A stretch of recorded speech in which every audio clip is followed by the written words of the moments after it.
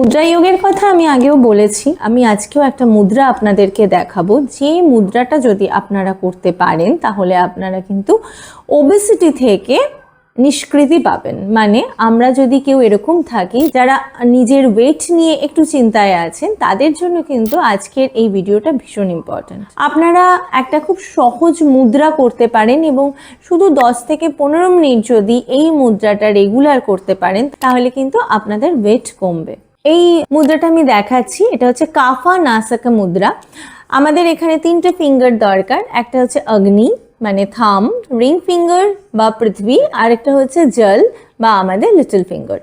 কি করতে হবে, আমার এই রিং ফিঙ্গার আর থামের টিপসকে আমার কানেক্ট করতে হবে, মানে পৃথিবী আর অগ্নিকে কানেক্ট করব এবং ওয়াটারকে আমি থামের এই নিচে এইভাবে টাচ করব।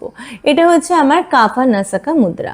এটা আমি করব এবং 10 to 15 মিনিটস জাস্ট হোল্ড করব এইভাবে। আমি যদি একটু সময় পাই তাহলে আমরা ইনহেল এক্সহেল করব খুব স্লোলি। আমাদের যদি অন্য কিছু করতে চাই আমরা সেই সময় সেটাও আমরা করতে পারি।